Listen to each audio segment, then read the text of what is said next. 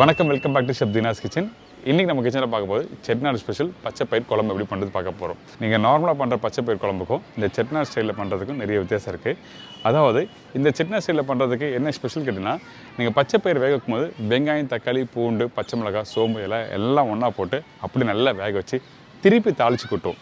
அந்த தாளித்து கொட்டும் போது அந்த கடுகு, சின்ன வெங்காயம், தக்காளி லைட்டாக வதக்கிட்டு அப்படியே கொட்டி தேங்காய் பால் போட்டு நல்லா மிக்ஸ் பண்ணிவிட்டு அதை அப்படியே ரைஸோட மிக்ஸ் பண்ணி சாப்பிட்டீங்கன்னா அந்தளவுக்கு பிரமாதமாக இருக்கும். அது மட்டும் இல்லைங்க, இதோட இன்னொரு ஸ்வீட் ப்ரிப்பரேஷன் பார்க்க போகிறோம். செட்டிநாடு ஸ்பெஷலில் இந்த பால் பனியாரம் சொல்லுவாங்கள்ல, அந்த ரெசிபியும் இன்றைக்கி இந்த குழம்போடு சேர்த்து பார்க்க போகிறோம்.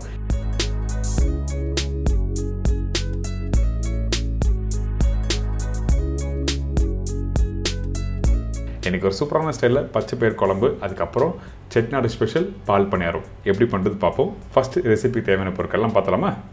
பச்சை பயிறு 125 கிராம், தேங்காய் பால் 3/4 கிளாஸ், அதாவது 2லேருந்து 2.5 மத்தை, சின்ன வெங்காயம் 20லேருந்து 25 நம்பர், தக்காளி 2லேருந்து 3 நம்பர், காய்ந்த மிளகாய் 4லேருந்து 5 நம்பர், பச்சை மிளகாய் 3 நம்பர், பூண்டு 15 பல்லு, சோம்பு 1/4 டீஸ்பூன், கடுகு 1/4 டீஸ்பூன், மஞ்சத்தூள் 1/2 டீஸ்பூன், சில்லி பவுடர் 1/2 டீஸ்பூன், தனியா பவுடர் 1 டீஸ்பூன், கருவேப்பிலை தேவையான அளவு, கொத்தமல்லி தேவையான அளவு, பெருங்காயம் 1/4 டீஸ்பூன், உப்பு தேவைக்கேற்ற, நெல்லெண்ணெய் சமைக்கிறதுக்கு தேவையான அளவு, நெய் 2 டீஸ்பூன். இதாங்க செட்டிநாடு ஸ்பெஷல் பச்சை பயிர் குழம்புக்கு தேவையான பொருட்கள். செட்டிநாடு ஸ்டைலில் பண்ணுற இந்த பச்சை பயிர் குழம்புக்கு அடுப்பு ஆன் பண்ணி ஒரு குக்கர் வச்சுருக்கேன். இந்த குக்கரில் நான் வச்சுருக்க குவான்டிட்டி பச்சை பயிரும் போட்டிருக்கோம். நீங்கள் நார்மலாக வீட்டில் பச்சை பயிர் குழம்பு பண்ணும்போது பச்சை பயிர் வேக வைக்கும் போது கொஞ்சம் மஞ்சத்தூள், உப்பு போட்டு வேக வச்சு அதுக்கப்புறம் தாளித்து கொட்டுவீங்க. ஆனால் செட்டிநாடு ஸ்டைலில் பண்ணும்போது இந்த மாதிரி வெங்காயம், பச்சை மிளகாய், கருவேப்பிலை எல்லாமே போட்டிருக்கணும். இப்போது சின்ன வெங்காயம் போட்டிருக்கேன், பச்சை மிளகாய் போட்டிருக்கேன், கருவேப்பிலை போட்டிருக்கேன், மஞ்சத்தூள், மிளகாய் பவுடர், தனியா பவுடர். காரத்துக்கு பச்சை மிளகாய் போட்டிருக்கேன், அதிகமான மசாலா பவுடர் வேண்டாம். ஏன் கேட்டேன்னா, அந்த காரம் உங்களுக்கு நல்லா எடுத்து கொடுக்குறது வந்து பச்சை மிளகாய் மட்டும்தான். கொஞ்சம் அந்த மசாலாவோட ஃப்ளேவர் இருந்தால் நல்லாயிருக்கும்னு சொல்லிட்டு தான் இந்த பவுடர் மசாலா போட்டிருக்கோம். இப்போது சோம்பு, உப்பும் போட்டிருக்கேன். அதே டைமில் பூண்டு, தக்காளி போட்டுறோம். இதெல்லாம் போட்ட பிறகு தேவையான அளவுக்கு தண்ணி ஊற்றி நல்லா வேகிறோம். வேக வைக்கும்போது நல்லா மசிஞ்சு வரணும். அப்போ தான் அந்த வெங்காயம், பூண்டு, தக்காளி எல்லாமே நல்லா மசிஞ்சிருக்கும். திருப்பி தாளிப்பு போடும்போது நல்லா டெக்ஸ்சர் சூப்பராக வரும். இப்போது மூடி போட்டு வேக வச்சிடலாம்.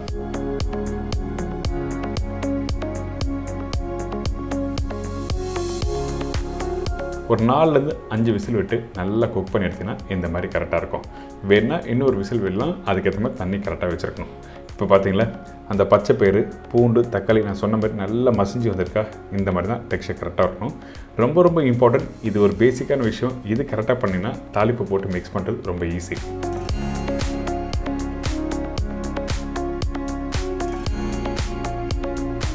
தாளிப்புக்கு நல்லெண்ணெய் ரொம்ப முக்கியம். நார்மலாக வீட்டில் யூஸ் பண்ணுறேன் கடலெண்ணெய், ரீஃபைண்ட் ஆயில் வேண்டாம், நல்லெண்ணெய் மட்டும் யூஸ் பண்ணுங்கள். நல்லெண்ணெய் கொஞ்சம் லைட்டாக சூடான பிறகு கொஞ்சம் கடுகு, காஞ்ச மிளகாய், கருவேப்பிலை, பொடிசாக கட் பண்ணி வச்சுருக்கேன் சின்ன வெங்காயம். ஃபஸ்ட்டு நம்ம சின்ன வெங்காயம் ஒரு 4லேருந்து 5 வெங்காயம் போட்டிருப்போம். மீதி வெங்காயம் வந்து இந்த இடத்துல யூஸ் பண்ணியிருக்கேன். அதே மாதிரி தான் தக்காளி 2 தக்காளி அங்கே போட்டிருக்கேன், 1 தக்காளி இந்த இடத்துல யூஸ் பண்ணியிருக்கேன். இப்போ இந்த தக்காளியை போட்ட பிறகு ரொம்ப நேரம் வதங்க வேண்டாம். ஜஸ்ட் 1 நிமிஷம் நீங்கள் லைட்டாக வதக்கிட்டு அதுக்கப்புறம் மஞ்சத்தூள் போட்டு வேக வச்ச அந்த பச்சை பயிரை அதில் ஆட் பண்ண போகிறோம். பார்த்தீங்களா, இந்த வெங்காயம்லாம் முழுசாக இருக்குல்ல, இதே மாதிரி தான் இருக்கணும். ஏன் கேட்டிங்கன்னா, இந்த ப்ரிப்பரேஷன் கம்ப்ளீட் பண்ணி முடித்த பிறகு நீங்கள் அந்த பருப்போடு சேர்த்து சாப்பிடும்போது வெங்காயத்தோட டேஸ்ட், அந்த லைட்டாக இனிப்பு தன்மை அந்த தக்காளியோடு சேர்த்து சாப்பிடும்போது நல்லாயிருக்கும். அதனால தான் கரெக்டாக ஒரு 2 நிமிஷம் வதக்கிட்டு அதுக்கப்புறம் உப்பு, மஞ்சத்தூள், பெருங்காயம், வேக வச்ச பச்சை பயிரை இந்த இடத்துல ஆட் பண்ணுறோம்.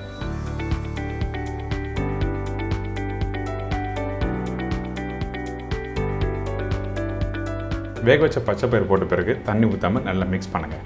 அந்த தாளிப்போட நல்லா மிக்ஸ் ஆகணும். ஒரு கொதி வரட்டும். அதுக்கு பிறகு தேவையான அளவுக்கு தண்ணி ஊற்றி இதை நல்லா திருப்பி குக் பண்ணுறோம்.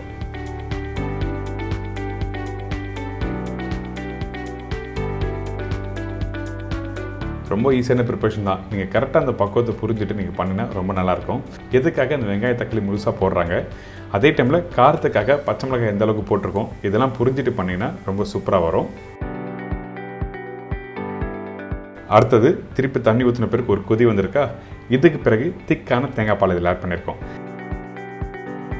தேங்காய் பால் போட்ட பிறகு ரொம்ப நேரம் குக் பண்ணக்கூடாது. அதே டைமில் கொஞ்சம் கொத்தமல்லி போட்டு நல்லா மிக்ஸ் பண்ணிவிட்டு அடுப்பை ஆஃப் பண்ணிவிட்டு கொஞ்சமாக நெய் போட்டு மிக்ஸ் பண்ணி எடுத்து சர்வ் பண்ண போகிறேன்ல, அடாடா இந்த ரெசிபி நம்ம வீட்டில் பண்ணலி சொல்லிட்டு நீங்கள் எல்லாம் யோசிப்பீங்க. அந்தளவுக்கு ஒரு பிரமாதம் ஒரு ப்ரொஃபஷனை என்ஜாய் பண்ணுங்கள்.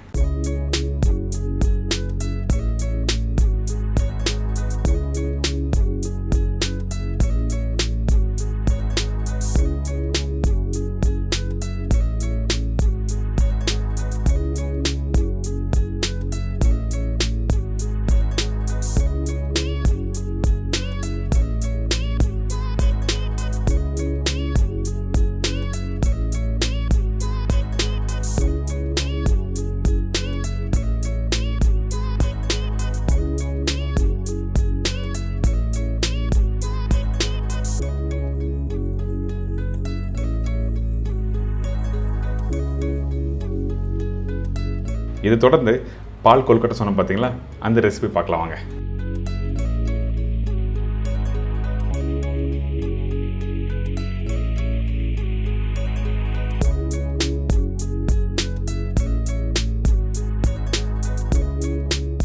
பால் பணியாரத்துக்கு தேவையான பொருட்கள்: பச்சரிசி 1 கப்பு, உளுத்தம்பருப்பு 1 கப்பு, தேங்காய் 1 நம்பர், சர்க்கரை தேவையான அளவு, ஏலக்காய் பவுடர் 1/2 டீஸ்பூன், உப்பு சிறிதளவு.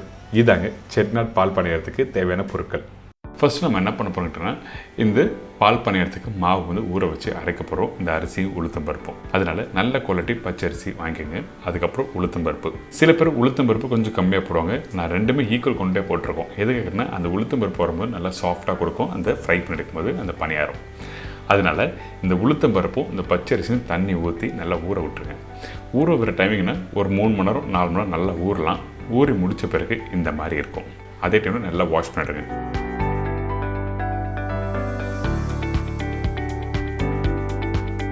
இந்த வாஷ் பண்ணி முடித்த பிறகு நம்ம என்ன பண்ணுறோம், டேரெக்டாக மிக்ஸி ஜாரில் போட்டு அரைச்சிடறோம்.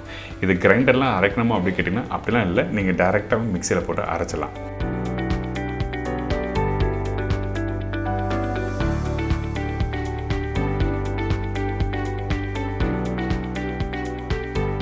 அரைக்கும் போது தேவையான அளவுக்கு தண்ணி ஊற்றி நல்லா டைட்டாக அரைச்சிடுங்க. டைட்டானா ரொம்ப டைட்டாக இல்லை.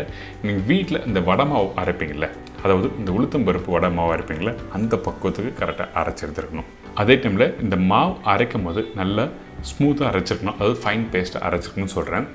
கொஞ்சம் அந்த அரிசி முழுசாக இருந்தாலும் ஃப்ரை பண்ணி எடுக்கும்போது உங்களுக்கு வந்து கொஞ்சம் ரஃப்பாக இருக்கும். அதே டைமில் அந்த பணியாரம் ஃப்ரை பண்ணிக்கும் உடையறதுக்கு வாய்ப்பு இருக்குது. அதனால் நீங்கள் என்ன பண்ணுறீங்கன்னா நல்லா ஸ்மூத்தாக பேஸ்ட்டை அரைச்சி எடுத்துருங்க. இந்த மாதிரி பார்த்தீங்களா, இந்த மாவு அரைச்சி வச்சுருக்க பக்கம் காமிக்கிறேன்.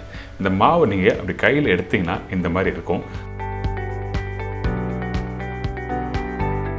அந்த மாவு கீழே விழும்போது நின்று விழும். இந்த மாதிரி பக்குவத்துக்கு கரெக்டாக அரைச்சி எடுத்தால் தான் உங்களுக்கு ஃப்ரை பண்ணும்போது எண்ணெய் பிடிக்காமல் அழகாக பணியாரம் ரெடி ஆகும்.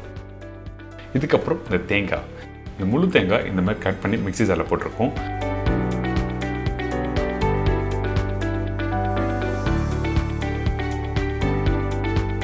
அதுக்கு பிறகு இந்த மாதிரி கிளாஸ், அதாவது மீடியம் சைஸ் கிளாஸில் தண்ணி 3 கிளாஸ் அளவுக்கு இதில் ஊற்றிருக்கேன். ஊற்றி நல்லா அரைச்சிருங்க. அரைச்சா உங்களுக்கு தேங்காய் பால் ஃபஸ்ட்டு பால் நல்லா டேஸ்ட்டாக திக்காக இருக்கும்.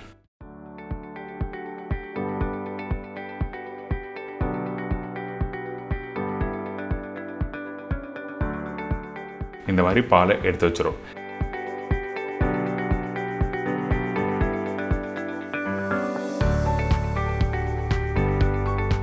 மீதி உள்ள இந்த சக்கரை இருக்குது பார்த்தீங்களா, இந்த சக்கையை திருப்பி நம்ம அரைக்கிறோம்.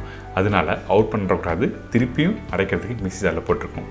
இந்த இடத்துல வந்து நீங்கள் ஒரு 3 கிளாஸ் அளவுக்கு தண்ணி ஊற்றலாம்.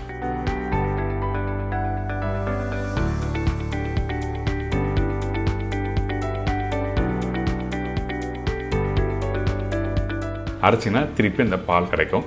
இருந்தாலும் அதிகமான கொண்டு தண்ணி ஊற்றி அரைச்சா பால் நிறைய கிடைக்கும் சொல்லுவாங்க. ஆனால் என்னோட சஜஷன் அதிகமான தண்ணி ஊற்றி அரைச்சிங்கன்னா உங்களுக்கு வந்து கண்டிப்பாக டேஸ்ட்டு கொடுக்காது. அதனால தான் திக்கான பாலை அரைச்சி எடுத்து வச்சுருக்கோம். இதுக்கப்புறம் சர்க்கரை தேவையான அளவுக்கு நீங்கள் யூஸ் பண்ணிக்கலாம். இந்த இடத்துல நான் வெள்ளை சர்க்கரை யூஸ் பண்ணியிருக்கேன். உங்களுக்கு வேணும்னா நீங்கள் நாட்டு சர்க்கரை இதில் யூஸ் பண்ணிக்கலாம், தவறு எதுவுமே இல்லை. இதுக்கப்புறம் வாசனைக்காக ஏலக்காய் பவுடர் போட்டிருக்கோம். இந்த சர்க்கரை, ஏலக்காய் பவுடர், தேங்காய் பால் நல்லா மிக்ஸ் பண்ணிவிட்டு எடுத்து வச்சுருங்க ஃப்ரிட்ஜில்.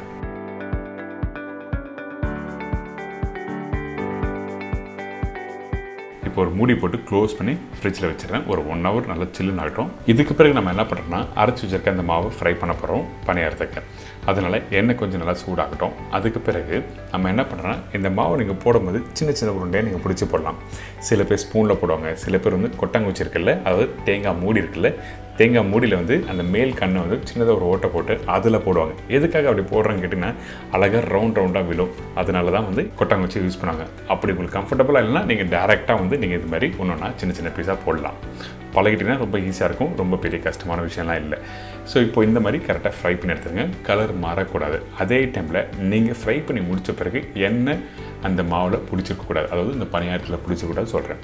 இப்போ பாருங்கள், உடச்சி எடுத்திங்கன்னா இந்த மாதிரி உள்ளே நல்லா புள்ளியாக கேப்பாக இருக்கணும். அப்போ தான் உங்களுக்கு வந்து இந்த தேங்காய் பாலில் போட்டு கரெக்டாக ஊற வச்சு சாப்பிட்டீங்கன்னா அந்தளவுக்கு சூப்பராக இருக்கும். அப்படி இல்லை, அந்த பணியாரம் நல்லா ஹார்டாக கெட்டியான பக்கம் இருந்ததுன்னா ஊறின பிறக்கும் திருப்பி நான் ஹார்டாகும். ஸோ அதனால் ஃப்ரை பண்ணுற பக்கம் ரொம்ப இம்பார்ட்டன்ட். மாவு அரைக்கிற பக்கம் ரொம்ப இம்பார்ட்டன்ட். மாவு அரைக்கும் போது கரெக்டாக அந்த வடை பக்குவத்தில் கரெக்டாக அரைச்சி எடுத்துருங்க. அவ்வளோதான்.